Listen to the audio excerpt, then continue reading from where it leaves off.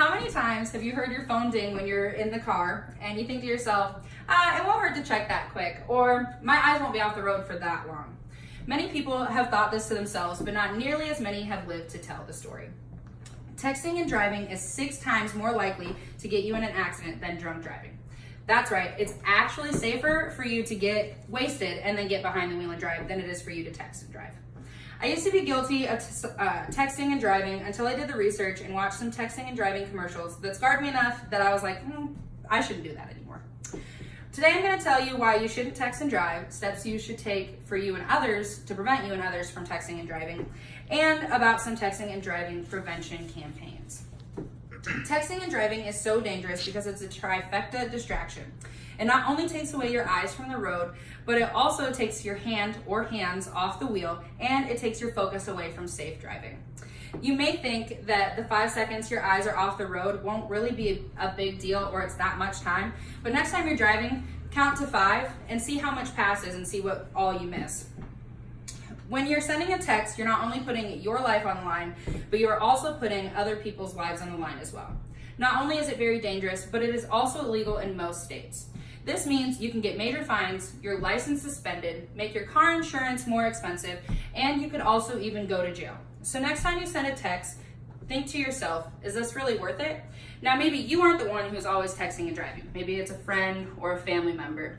Either way, I'm going to be telling you some steps that you can take or things you can do to make to not text and drive. Let's say you're in a vehicle and your friend is driving and their phone goes off and they go to look at it. Are you going to say something to them, or are you going to let them risk your life and their life to check that notification? One thing a lot of people don't think about when they're in a car with someone who is texting is how easy it is to say, could you wait to look at that? Or, hey, I can respond so that you aren't distracted and can focus on driving.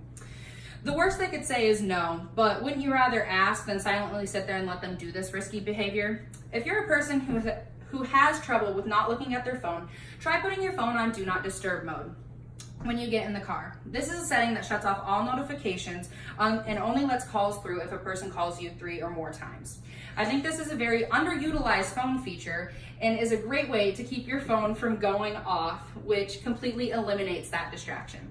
If you or someone that you know personally has been affected by a texting and driving accident, then maybe you've heard of some of the different texting and driving prevention campaigns. Stop the Text, Stop the Wrecks is a texting and driving prevention campaign created in 2012 when the Ad Council partnered with the National Highway and Traffic Safety Administration. This is a campaign that gives you tips about how to prevent texting and driving and gives you facts about like texting and driving accidents and things like that. Its main purpose is to raise awareness of the dangers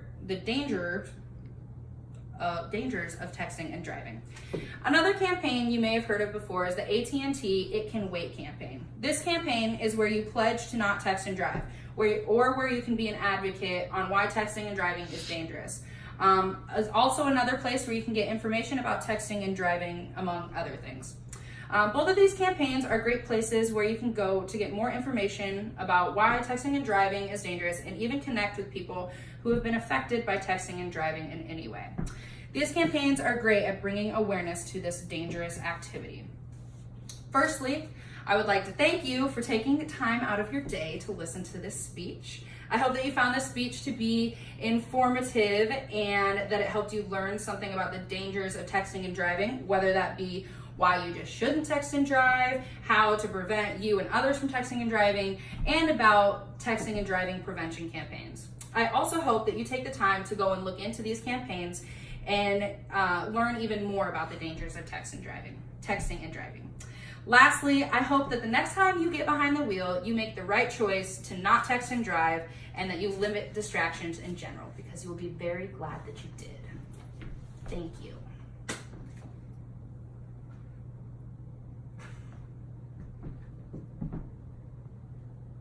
Do I have to show my face? No. Or can I? Yeah, because you're holding it. Sweet.